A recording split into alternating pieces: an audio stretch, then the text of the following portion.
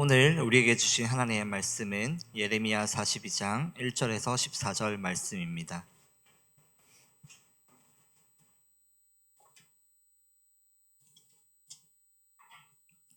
네, 구약 1120페이지입니다.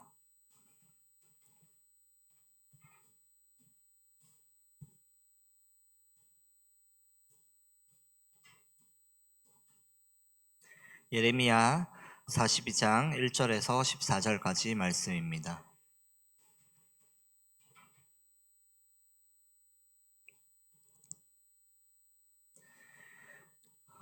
우리 한 절씩 교독하도록 하겠습니다. 저부터 읽겠습니다. 이에 모든 군대의 지휘관과 가레의 아들 요하난과 호시아의 아들 여사냐와 백성의 낮은 자로부터 높은 자까지 다 나와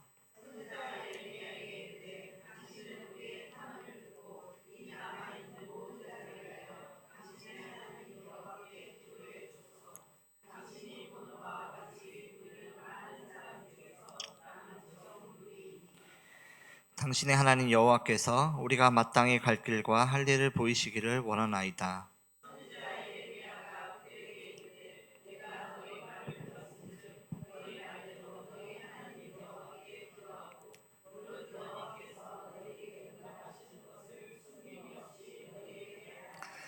그들이 예레미야에게 이르되 우리가 당신의 하나님 여호와께서 당신을 보내사 우리에게 이르시는 모든 말씀대로 행하리이다.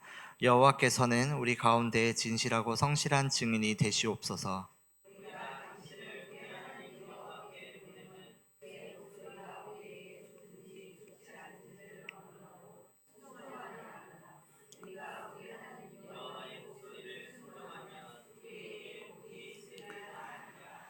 십 일 후에 여호와의 말씀이 예레미야에게 임하니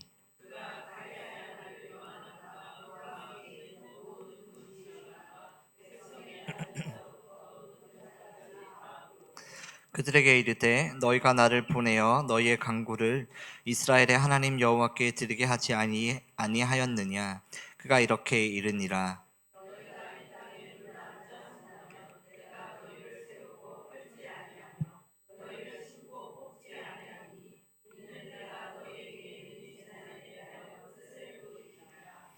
여호와의 말씀이니라. 너희는 너희가 두려워하는 바벨론의 왕을 겁내지 말라. 내가 너희와 함께 있어 너희를 구원하며 그의 손에서 너희를 건지리니 두려워하지 말라.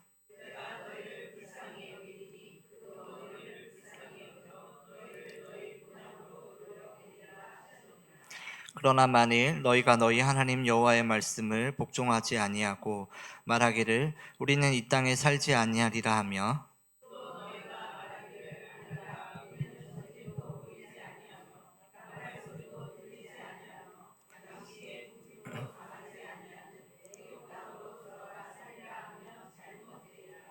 아멘. 오늘 본문은 이스라엘이 바벨론의 침공을 받아 나라가 위태로울 때의 이야기입니다. 구약에 대해서 조금 설명을 하면 이 사실 예레미야 본문은 좀 뭐랄까 좀 꺼름칙한 그 본문이에요. 설교하기. 왜냐하면 배경을 설명하고 이야기하는데 이미 벌써 설교 시간이 거의 끝날 시간이 다가오거든요. 그래서 사실 예레미야를 준비하면서 제 마음이 조금은 조급했는데 그래도 여러분들은 수준이 높으시니까 잘 따라오시리라 생각합니다. 이렇게 예레미야서는 그 구약에서 이제 대예언서라고 하는 거는 다 아시죠? 네. 대예언서인데요. 그 대예언서가 그 구약 성경에 이렇게 4개가 있어요. 혹시 네. 다 아시죠? 네. 대예언서가 이사야, 예레미야, 또 다니엘, 또 에스겔 이렇게 4개거든요. 네, 이 4개입니다. 왜 대예언서고 나머지 예언서는 뭐냐? 뒤에는 다 소예언서라고 불러요. 제가 이거를 이제 그 학교에서 배우면서 대예언서랑 소예언서가 있구나 이러면서 그럼 왜 대예언서인가 왜 소예언서냐 이렇게 했거든요. 근데 저는 그래서 대예언서는 이렇게 뭔가 좀 대단한 선지자고, 소예언서는 뭔가 좀 이렇게 적은 분량의 이렇게 선지자서 그렇구나 한 줄 알았는데, 그런 거 상관없이 내용이 많아서 대예언서고 내용이 작아서 소예언서라고 한다고 하더라고요. 그래서 이렇게 뭔가 되게 중요한 이유가 있는 줄 알았는데, 그냥 분류하기 편하게 앞에 대예언서를 몰아놓고 뒤에 이제 소예언서를 몰아서 이렇게 했다 합니다. 그 이사야, 예레미야가, 그다음에 이제 에스겔, 다니엘까지 이야기가 그 구약 성경에 그 열왕기하, 그다음에 역대하 이 얘기와 이렇게 겹쳐서 진행됩니다. 그러니까 이스라엘 역사 이야기가 열왕기상하, 역대상하인데요. 그 열왕기상하, 역대상하에 활동했던 선지자가 있잖아요. 왕이 이렇게 시대가 흘러가면 그 왕과 똑같이 그 시대에 활동했던 선지자가 있는데, 그 선지자가 이사야, 예레미야, 에스겔, 다니엘이라고 생각하시면 됩니다. 그렇죠? 그래서 이게 열왕기 상하와 역대 상하를 배우면서 이사야, 예레미야, 에스겔, 다니엘을 이렇게 서로 비교하면서 이렇게 배웠거든요. 그래서 힘들었어요. 결론적으로. 그래서 이제 이 이야기가 좀 어렵습니다. 항상 근데 구약의 이제 포인트 중에 제일 마지막에 이 뒷부분은요, 우리 보통 열왕기 사무엘 상하까지는 뭐 다윗이다까지는 이해하는데, 다윗 이후부터는 뭔가 어렵잖아요. 막 왕이 나오는데 이 왕 같다, 저 왕 같다, 그 다음에 북이스라엘 같다, 유다 같다, 뭐 이 왕이었는데 저 왕이었다가 뭐 이렇게 하면서, 그때부터는 뭔가 무슨 내용인지도 모르고 어렵게 막 이렇게 진행되었던 제 경험이 있어서, 이거는 과연 할 수 있을까 이런 생각이 들었는데요. 그런데 그 구약의 후반부 열왕기 하부터 관통하는 메시지 중에 하나가 숫자가 있는데, 그 숫자가 혹시 아시나요? 네. 몇 년? 네, 다 아시는데 대답을 안 하시는 거죠? 70년이라는 말이 있습니다. 그 이스라엘이 그 말년에 이제 하나님 앞에 범죄하여서 하나님께서 이 땅을 이제 회복해야겠다 해서 그 기간을 70년을 두시는 장면이 나와요.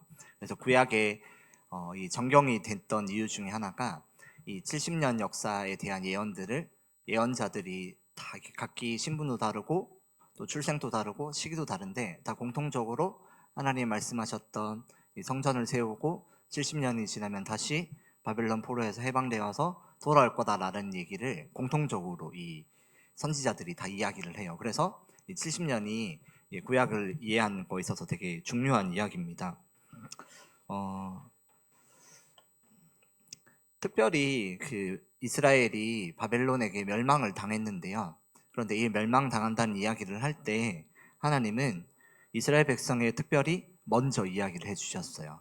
그러니까 너희가 너희 나라에 곧 바벨론이라는 갈대아인들이 쳐들어와서 너희를 정복할 거야. 그러면 너희는 대응하거나 싸우지 말고 순응해라. 그리고 거기에 끌려갔다가 적당한 때가 되면 다시 내가 너희를 예루살렘으로 돌려보낼 거야. 이 얘기를 미리미리 계속 하셨어요. 바벨론에 가서 잘 살다가 70년이 지나면 다시 너희는 돌아오게 될 거야. 이 이야기를 많이 하셨어요. 그러니까 미리미리 예방주사처럼 엄청 들었다는 거예요. 그런데 반대로 만약에 너희가 바벨론에 가지 않고 저항하거나 싸우거나 또 도망을 치면 너희는 재앙이 끝까지 따라올 거야. 이야기를 하세요. 하나님께서. 처음에 구약의 처음에 관통하는 이 메시지는 하나님을 섬기면 너희가 복받고 하나님을 떠나면 너희에게 재앙과 저주가 있을 거다라는 메시지였는데, 후반부는 이제 이 70년 바벨론이 쳐들어왔을 때 너희가 하나님의 뜻에 따라 나라 망하는 것에 순응하고 그다음에 바벨론으로 끌려갔다가 다시 돌아오게 될 건데, 여기에 순응하면 너희의 삶이 평탄하고 구원의 길이 될 것이며, 반대로 이 이스라엘 나라를 지키려고 하고 그다음에 바벨론에 끌려가지 않고 도망치려고 하면 그때부터 너희는 이 재앙이 너희에게 펼쳐질 거다라는 이 메시지를 후반부에 하세요. 약간 여기서부터 어렵죠. 그런데 기억할 것은 70년 끝나면 다시 돌아온다. 그 다음에 우리나라는 곧 망한다. 근데 망하는 것이 하나님의 뜻이다. 그리고 거기 포로로 끌려갔다가 돌아오는 그 길을 하나님께서 보호해 주실 것이다. 이게 핵심이에요. 그런데 이 말이 이스라엘 민족에게는 되게 불안과 염려로 다가왔던 것 같아요. 하나님이 세우신 나라가 어떻게 망할 수 있을까? 하나님께서 우리를 여기까지 인도해 주셨는데 어떻게 우리를 버릴까라는 생각에 사람들은 점점 불의를 저지르고 또 바벨론에 이렇게 저항을 하게 됩니다. 당연히 하나님께서 예언하신 대로 바벨론에 가지 않는 많은 왕들과 또 그 민족들은 재앙을 받습니다.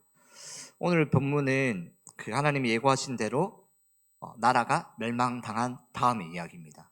그러니까 바벨론이 쳐들어와서 느부갓네살 왕이 와서 이렇게 이스라엘을 예루살렘 성을 함락하고 왕을 결박하던 장면이 앞에 나오는데요. 이 예언을 계속 들었잖아요. 그러면 우리 생각에는 그러면 뭐 그냥 순순히 결박하고 뭐 나라 이렇게 저희 나라는 이제 끝입니다 하고 하나님께서 그렇게 말씀하셨습니다.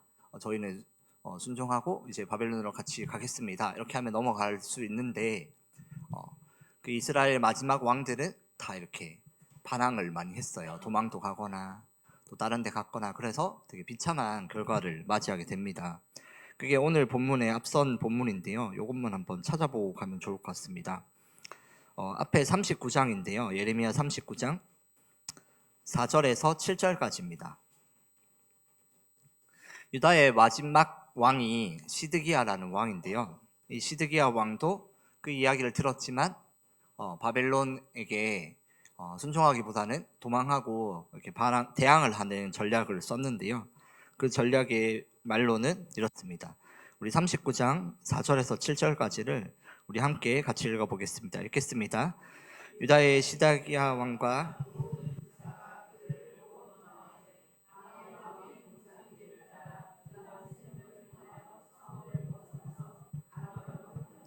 갈대아인의 군대가 그들을 따라 여리고 평원에서 시드기야에게 미쳐 그를 잡아서 데리고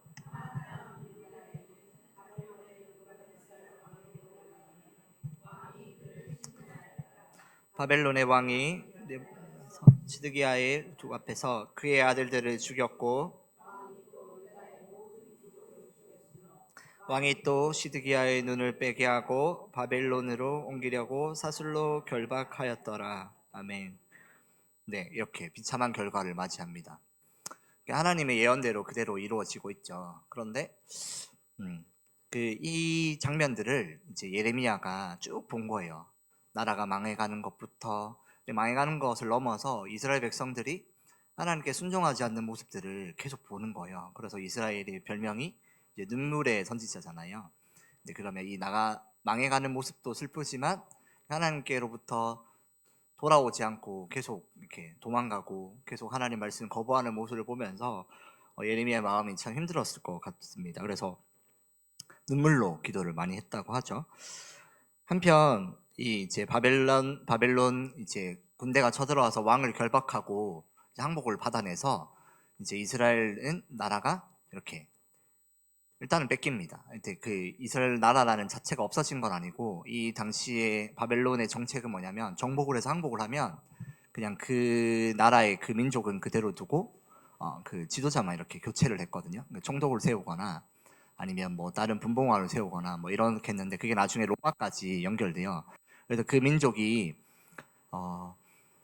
이렇게 정복을 한 다음에 그 민족을 다 처단하면 민족이 막 반항을 일으키고 계속 반역해 하잖아요. 그래서 그렇게 처단하지 않고 그 민족을 그대로 두고 왕만 딱 바꿔서 이제 우리나라로 충성을 하면 내가 너희에게 그대로 다 주겠다. 이게 이제 그 당시에 바벨론의 전략인데요.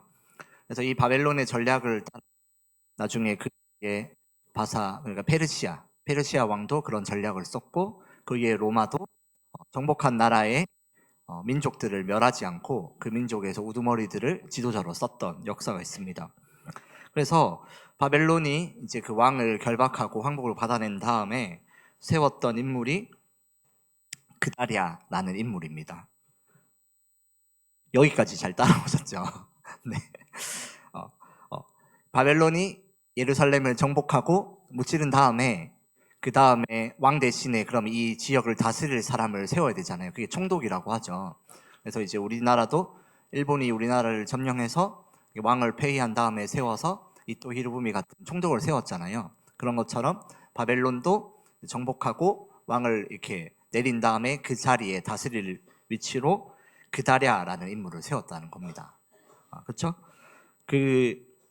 근데 이 그다랴라는 인물은 요시야 왕 때 말씀을 발견하고 이스라엘을 돌이키게 했던 그 조상이 사반이라는 서기관이 있었어요. 하나님 말씀을 연구하는. 근데 그 연구하던 그 하나님 말씀을 연구하던 그 사반 서기관의 손자로 나옵니다. 그러니 하나님 말씀대로 떠나지 않고 말씀을 잘 지켰던 가문이라는 거예요. 그런데 그 내용이 40장 7절에서 9절인데요. 예레미야 40장 7절에서 9절인데 앞서서 우리 아까 시드기야 왕은 반항을 해서 눈이 뽑히고 비참한 결과로 갔댔잖아요. 그런데 이 지금 읽는 그다랴는 이제 그렇게 하지 않고 하나님 말씀대로 순응하고 여기에서 이제 바벨론에 우리가 나라를 이렇게 넘기는 거에 순응하고 여기서 잘 살자. 하나님께서 분명히 우리에게 구원해 주셨다라고 해서 사는 모습이 나옵니다. 그게 40장 7절에서 9절인데요. 같이 한번 읽어보겠습니다. 읽겠습니다. 들에 있는 모든 지휘관과 그 부하들이 바벨론의 왕이 아이감의 아들 그다랴에게 그 땅을 맡기고 남녀와 유아와 바벨론으로 잡혀가지 아니한 빈민을 그에게 위임하였다 함을 듣고 그들 곧 느다냐의 아들 이스마엘과 가레야 두 아들 요하난과 요나단과 다누베스의 아들 에베의 아들들과 마아가 사람의 아들 여시냐와 미스바로 가서 그들에게 이르니 사반의 손자 아이감의 아들 그다랴가 그들과 그들의 사람들에게 맹세하여 이르되 너희는 갈대아 사람을 섬기기를 두려워하지 말고 이 땅에 살면서 바벨론의 왕을 섬기라. 그리하면 너희에게 유익하리라. 아멘. 네, 9절 말씀이 핵심이죠.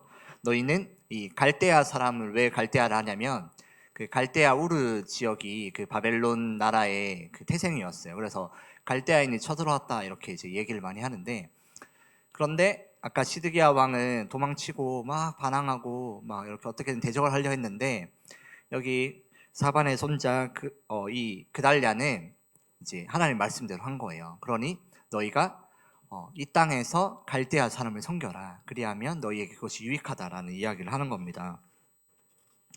여기까지 하면 참 이제 이제 됐다. 이제 지도자도 생겼고 해피엔딩으로 끝나겠네 했는데 잘 마무리되면 참 좋았을 텐데 여기에 그 반감을 가진 왕족이 있었던 것 같아요. 그 사람이 오늘 읽은 이스마엘이라는 사람인데요. 이 이스마엘이 결국에는 이 그다랴가 이제 결국에는 그 갈대아 우르를 섬기겠다 하잖아요. 민족의 반역자로 여겼던 것 같아요. 그래서 이 그다랴와 그 일당들을 다 이렇게 죽여버립니다. 살해를 다 이렇게 하죠. 이 되게 뭐랄까 참 이 아이러니한데요. 그게 41장 1, 2, 3절입니다. 41장 우리 1, 2, 3절을 함께 읽어보겠습니다. 읽겠습니다. 일곱째 달에 왕의 종친 엘리사마의 손자요 이스마엘이 10사람과 함께 미스바로 가서 아이감의 아들 그다랴에게 이르러 미스바에서 함께 떡을 먹다가 느단의 아들 이스마엘과 그와 함께 있던 10사람이 일어나서 바벨론의 왕이 그 땅을 위임했던 사반의 손자 아이감의 아들 그다랴를 칼로 쳐 죽였고 이스마엘이 또 미스바에서 그들과 함께 있던 모든 유다 사람과 거기에 있는 갈대아 군사를 죽였더라. 아멘. 이 되게 뭐랄까 이렇게 다 이렇게 비참한 네, 사건이 일어났죠. 하나님 말씀대로 이제 바벨론 왕에게 순종했던 무리들이 있었는데 그 무리들을 어떻게 나라를 넘길 수 있냐 해서 이 이스마엘과 일당들이 다 이렇게 죽여버린 겁니다. 그 이 이후에 이제 이스라엘 그 지도자들이 사라지고 또 이렇게 위기가 생겼잖아요. 그래서 그 사람들끼리 의견이 좀 분분했던 것 같아요. 바벨론 사람과 총독을 죽였으니 이제 바벨론이 우리의 적이 될 거다. 우리를 다 죽일 것이다. 우리 이제 도망가야 된다. 라는 파와 아니다. 하나님께서 그래도 우리를 바벨론에게 순종하면 용서해 주신다 했으니 우리는 바벨론 하나님 말씀대로 바벨론 사람을 섬겨야 된다라는 두 파로 갈렸던 것 같습니다. 여기서 뭐가 정답일까요? 네, 하나님께서 약속하신 그 말씀이 정답이겠죠. 이러한 그 상황 속에서 오늘 본문이 시작됩니다. 오늘 본문에서 이제 지도자를 잃었던 그 사람들이 예레미야에게 다시 나와요. 그리고 다시 하나님의 뜻을 물어보는 장면이 오늘 42장 1절에서 6절입니다. 1절, 2절만 우리 같이 한번 읽어보겠습니다. 42장 1절, 2절입니다. 읽겠습니다.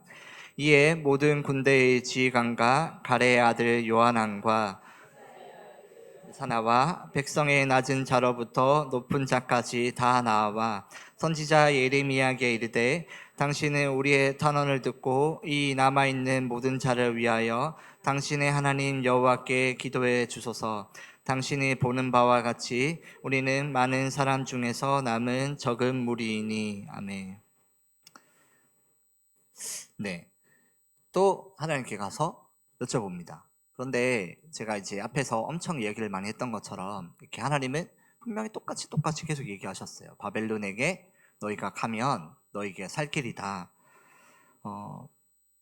하나님께 구한 것을 보면 이 42장에 나오는 이 사람들이 하나님께 돌이킨 것처럼 이렇게 보이잖아요. 그런데 사실은 이 반란과 또 바벨론에 대한 불안과 염려로 하나님의 음성을 좀 순종하기 어려워서 다시 예레미야에 가서 여쭤본 것 같아요. 우리가 이 바벨론, 우리 민족이 바벨론 사람과 바벨론에 세운 총독을 죽였는데 바벨론이 우리를 가만둘까? 우리를 죽일 거야. 뭐 이러면서 음모론이 막 펼쳐지는 겁니다. 그리고 아니다. 하나님께서 이런 일이 있을지언정 하나님께서 우리를 도와주시고 건져주실 거야. 그래서 막 예레미야에 가서 얘기를 했죠. 근데 하나님은 어떻게 얘기하셨나 보면은 당연히 같은 대답을 하십니다. 그런데 7절 보면 하나님께서 언제 응답을 하셨냐면 10일 뒤에, 네, 10일 뒤에.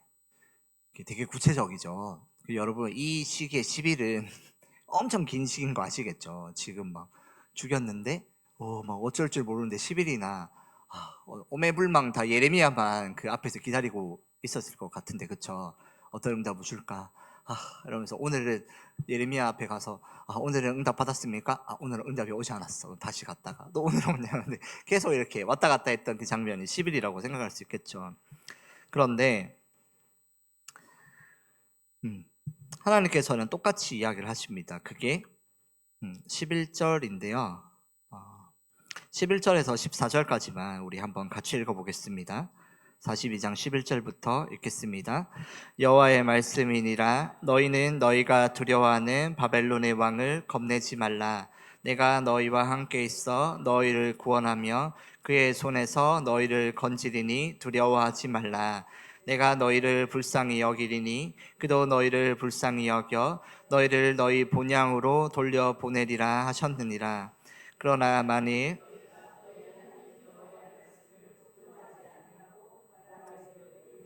이 땅에 살지 아니하리라 하며 또 너희가 말하기를 아니라 우리는 전쟁도 보이지 아니하며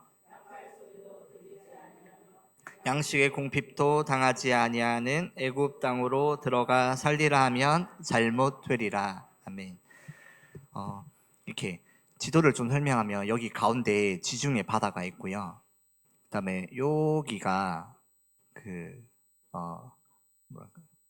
예루살렘이고 여기 밑에가 그 애굽 땅이었어요. 그리고 갈대아인이 위에서 이렇게 쳐들어오거든요. 근데 여러분이 보기에는 좀 반대일 수도 있겠다. 이렇게 오겠네요. 네, 이렇게 쳐들어왔거든요. 그러면은 여기서 이렇게 오면서 여기 이스라엘 지나서 이제 이집트가 여기 있었어요. 그래서 이렇게 쳐들어오는데 이 지금 무슨 말이냐면 이제 바벨론이 와가지고 이스라엘 정복을 했잖아요. 그러면 아직 정복하지 않은 땅이 어디예요? 이집트 땅이에요. 애굽 땅. 그래서 사람들이 애굽으로 도망가자 이 얘기를 하고 있는 거예요. 애굽으로 도망가냐 아니면 여기 남느냐, 근데 남아 있으면 바벨론이 우리를 죽일 것 같고, 그렇다니 안 가자니 하나님 말씀을 거역하는 것 같고, 이런 약간 진퇴양난 같은 상황이라는 거예요. 그런데 예레미야에게 하나님은 분명히 말씀하셨죠. 애굽으로 가지 마라. 여기에 있어라. 여기서 바벨론 왕을 섬기는 것이 너희에게 이익이다라고 했는데, 사람들은 어떻게 해요? 애굽으로 막 도망을 가요. 그게 이제 오늘 우리 그 어른 예배 때 들었던 설교인데요. 예레미야도 끌려가요. 막 예레미야를 또 이렇게 두고 가면 되는데, 예레미야 또 하나님의 사람이니까 막 이렇게 납치해가지고 끌려가다가, 예레미야 뭐 끌려가다가 또 이렇게 많은 일들이 생겨요, 그 중간에. 그래서 어쨌든 그런 상황입니다. 근데 결국에는 이제 이집트로 가다가 재앙의 수순을 밟게 되는 게 이제 그 이스라엘의 말미인데요. 그 이야기를 왜 했냐? 이제 벌써 이제 마칠 시간이 거의 다 됐는데요.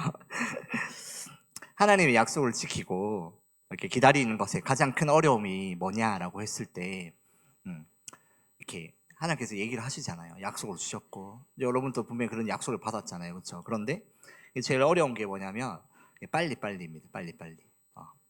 빨리빨리 해결해야 될 것 같다라는 그런 마음들. 우리나라는 특히 빨리빨리가 중요하죠. 근데 이 빨리빨리가 사람의 성격이다라고 하기에는 좀 어려워요.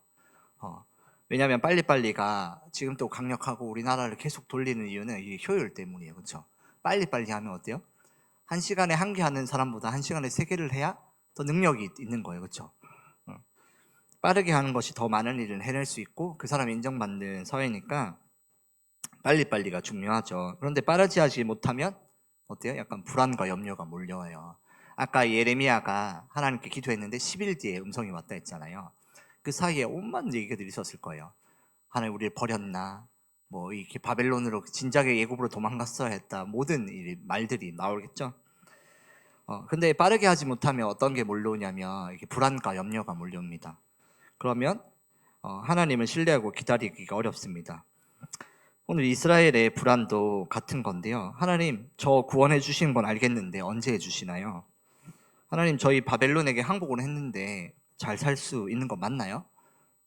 우리 다 죽을 것 같은데요? 뭐 이런 이야기. 대답 좀 해 주시겠어요? 뭐 이런 이야기.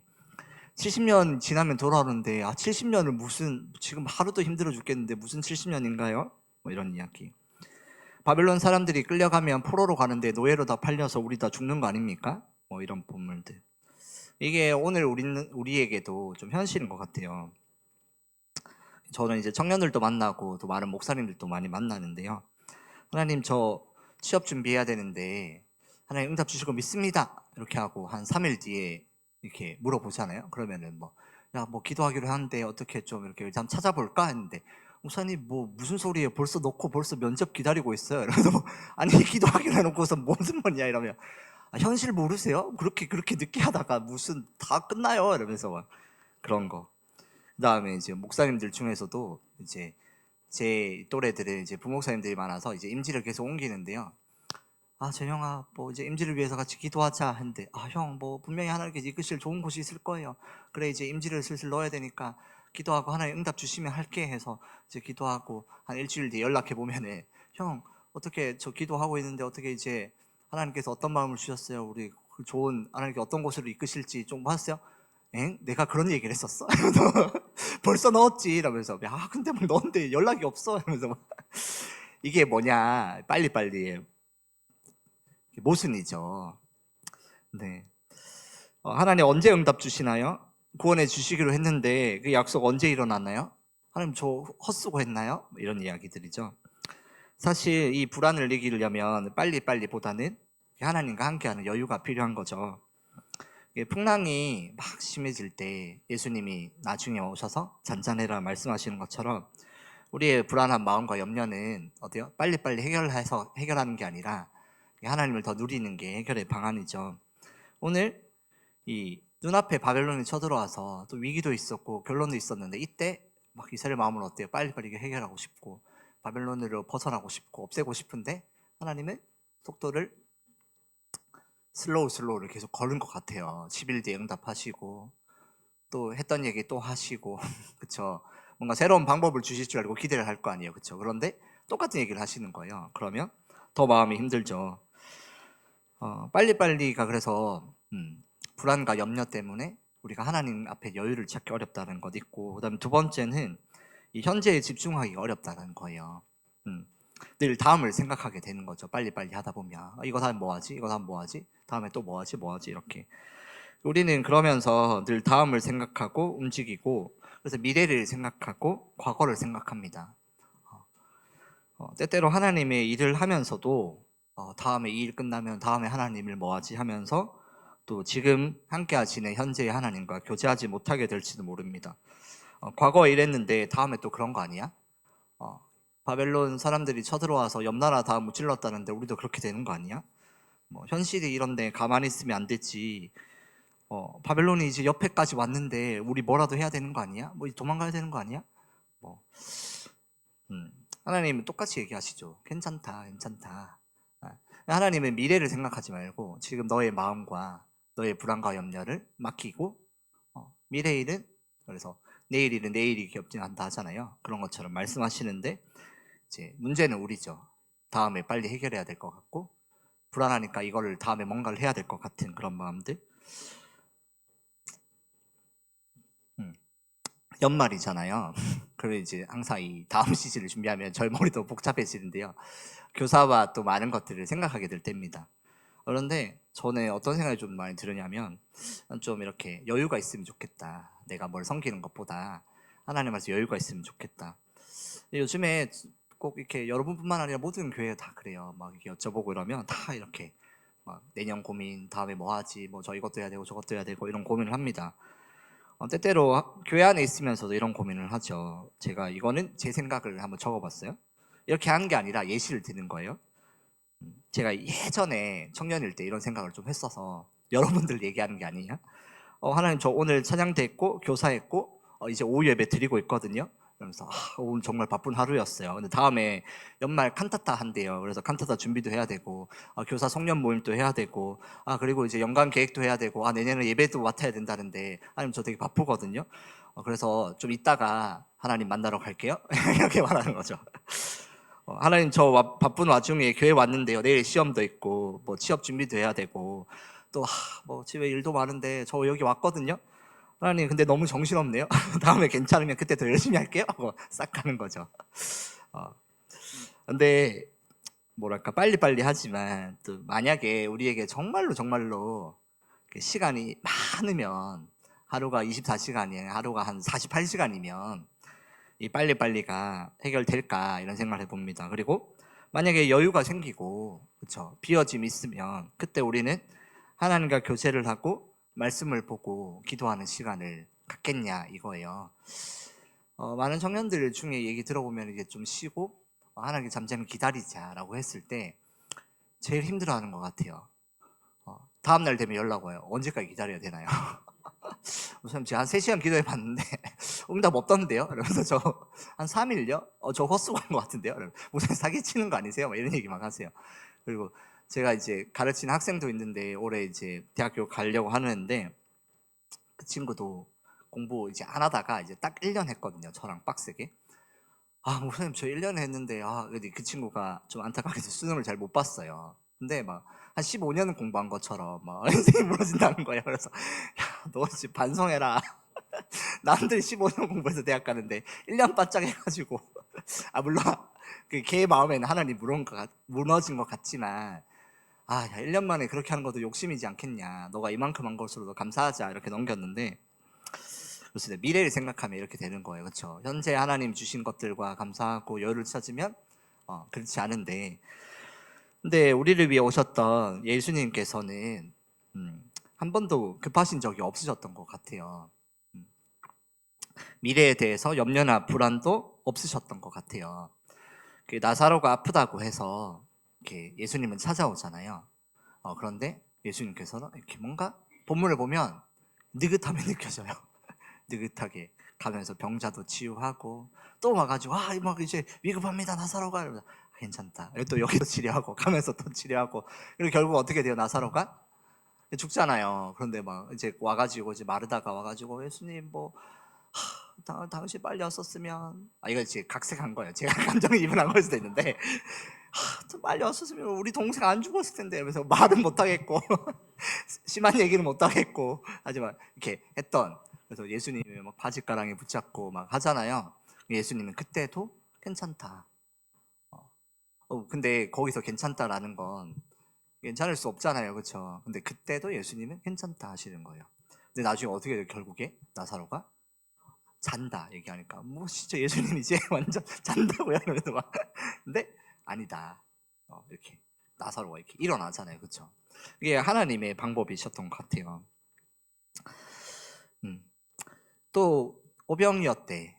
또 여러 가지 생각해 보면 예수님은 늘 한적한 곳에 가서 기도를 많이 하셨다고 해요. 막 사람들이 막 물밀듯이 몰려와서 병자들이 눈앞에 있는데 예수님은 때때로 멀리 떠나 혼자 한적한 곳에 가셔서 기도도 하셨습니다. 이게 우리말이 있어서 우리가 만약에 비서 중에 지금의 우리 중에 누구가 예수님 옆에 있었으면 아마 이렇게 했을 것 같아요. 예수님, 다음 사역지가 있습니다. 지금 이럴 시간이 없습니다. 기도는 됐고 갑시다. 이제 그만하세요. 나사로가 위험합니다. 지금 우리 교회 이제 빨리 오세요. 예수님 말씀하시고 다음 이렇게 하시지 않았을까요? 그렇죠? 그리고 예수님 가난한 사람들이 남자만 5,000명이나 모였어요. 일찍 보내셔야지. 지금 여기서 이렇게 해가지고 해질 때까지 있으니까 이 배고픈 애들 어떻게 하지? 우리 돈도 없는데. 그래서 막 이런 얘기 하지 않았을까요? 예수님 그렇게 산에 올라가가지고 연락도 안 되고 대체 어떻게 되신 거예요? 이러면서 지금 뭐 로마 사람들이 예수님 잡으러 여기까지 왔는데 이때까지 산에서 기도만 하가지고 지금 군대를 모아도 말이야 이러면서 이렇게 하지 않았을까? 대책을 세워야 됩니다. 다음에 어떻게 되는지 어떤 일이 생길지 모른단 말이에요. 이러면서 막 이렇게 하지 않았을까? 그렇죠? 사실 제가 이 얘기를 이렇게 하는데요. 이 얘기는 제가 되게 좋아하는 선교사님이 미국의 그 여자 선교사님인데요. 케이티 데이비스라는 선교사님이 있는데 그분의 설교를 제가 얼핏 들었는데 거기서 이제 이런 이야기를 하는 거예요. 눈앞에 있는 하나님을 집중하는 것보다 하나님의 일을 하는 게 바빠서 하나님과 놓칠 수 있다는 거예요. 고아를 돕는 사역을 하는데 눈앞에 고아 돕고 다음 고아 돕고, 하나님 저는 고아를 도와야 되니까요. 저 다음에는 이제 고아를 위해서 자선 사업을 해야 되고요. 하나님 저는 다음에 이제 미국에 돌면서 선교 활동해야 되고요. 재정을 모아야 되니까 이렇게 살다 보니까 하나님 만나는 시간이 없다는 거예요. 그래서 속도에 대한 이야기를 해서 저도 오늘 이런 이야기를 합니다. 이게 속도에 맞춰서 사는 삶을 이제 얘기하고 마칠 건데요. 오늘 좀 이렇게 제가 예상을 했는데 조금 시간이 오버된 것 같아요. 이게 예레미야 설교가 그렇습니다. 제가 잘못한 게 아니라 예레미야 설명하면 어쩔 수 없이 길어지는 거예요. 그런데 하나님의 속도에 맞추기 위해서 이렇게 살아가는 우리가 되면 좋겠어요. 좀 더 여유 있게. 하나님은 한없이 여유로운 분이세요. 제가 경험한 하나님 그렇습니다. 간절하게 기도해도 안 이루어질 때가 더 많았어요. 그런데 그게 안 이루어지는 게 아니라 이루어지고 있는 중이라는 거죠. 그게 기다림이죠. 제가 제일 존경하는 교수님 중에 오동일 교수님이라고 중국에서 오신 분이 계세요. 근데 이분이 제 논문 지도도 해주시고 저희 멘토 계신 분인데요. 목사님이시고 중국과 한국을 오가면서 중국의 많은 기독교 문제를 해결하려고 중국 많은 목사님들과 가정교회 삼자교회 목사님들의 지도자 같은 이렇게 저 위에 계신 분이에요. 그래서 한국에도 왔다 갔다 하시면서 이제 많은 신학과 사업을 하시는데 이분이 만나시는 분들이 뭐 어느 대학교 총장, 뭐 어느 대학교 교수, 뭐 어디 뭐 지도자 막 이런 분들을 만나는 거예요. 그래서 이제 제가 이런 비전과 빨리빨리 때문에 뭔가 해결이 안 되는 어려움이 있어서 교수에게 연락을 드렸어요. 이렇게 한번 보면 좋겠다. 언제 한국 오시냐 했는데 교수님이 언제 되니까 와라 하는 거예요. 와라 했는데 보통은 다 어떤 분들은 재정 뭐 논문을 썼냐, 요즘 뭐 사역은 잘하고 있냐 이런 거 물어보시는데 저한테 애기는 잘 크고 이런 거 물어보시는 거예요. 제가 진짜 왈칵했거든요. 내 삶에 그렇게 관심을 가져주시는 분이 있는가 해서. 그러면서 뭐 논문도 쓰고 싶고 박사학위도 하고 싶고 또 뭐 하고 싶고 하는데 애기도 있고 또 둘째도 있고 또 미뤄지고 그리고 사역도 그렇고 뭐 이렇게 계속 이렇게 안 되는 거예요. 잘 뭔가 정리가. 여유를 찾으려고 노력하는데 근데 그 교수님이 교수님 어떻게 지내세요? 중국 한국 왔다 갔다 하고 있어. 그리고 만나는 사람들 어떤 사람 만나요? 어디 총장, 뭐 내일은 누구 총장, 또 내일은 어디 총장, 뭐 어디 뭐 일본 가고 막 이렇게 해외를 다니시는데 저에게 시간을 빼주신 거였어요. 제가 그걸 거기에 이미 벌써 되게 그런데 저의 그 힘듦을 보시고 쟤랑 같이 산책할까 하면서 이제 한 바퀴 도시면서 이런저런 얘기를 엄청 많이 해주시는 거예요. 지금이 어렵고 힘든데 그 길에 분명히 있다. 하나님께서 하찮게 쓰시지 않는다. 하나님의 시간과 생각을 여유롭게 하시는 분이니까 그 마음의 그 소망을 갖고 계속 있는 자리에서 하자. 꼭 학위를 따야 되는 게 아니다. 또 그 뭐가 돼야 되는 게 아니다. 분명히 너가 이렇게 10년 뒤, 20년 뒤에 분명히 하나님께서 너에게 주신 소명대로 잘 가고 있다. 얘기를 산책하고 그리고 들어와셔서도 엄청 이야기를 많이 해주시는 거예요. 한 3시간, 4시간 있었거든요. 그런데 정말 바쁘셨는데 보면은 스케줄이 막 바쁜데 그 통을 비우고 저를 이렇게 만나 주신 거예요. 근데 그게 이제 얼마나 어려운지 저도 경험하니까 알겠는데 근데 뭔가 속도를 맞춘다는 거 이런 것 같아요. 여유를 가져야 하나님도 찾을 시간이 있고 또 하나님은 늘 시간이 많으시죠. 우리를 만나 주시는데 이 불안과 또 염려를 넘어서 여유로 현재에 집중하는 우리가 되면 좋겠습니다. 하나님 만나는 시간을 놓지 않고 이렇게 바벨론이 쳐들어가는 그 상황 속에서도 약속의 말씀을 이렇게 붙잡고 안 됩니다. 저는 여기 있겠습니다. 라고 고백하는 우리가 되면 좋겠습니다. 그러면 염려가 불안이 이렇게 물러나고 평안과 감사와 기쁨이 우리 가운데 넘치게 되죠. 눈앞의 현실을 이렇게 초월하는 거예요. 그렇죠? 하나님 주시는 그 위대한 그 평안과 은혜가 현실의 불안과 염려를 이렇게 몰아내는 거죠. 그러면 우리가 더 평안하고 또 풍성한 은혜로 살아갈 수 있지 않을까 생각됩니다. 대림절 가운데 특히 평화와 기쁨으로 오신 예수님 묵상하며 또 한 주간 승리하는 우리가 되기를 소망합니다. 기도하겠습니다. 하나님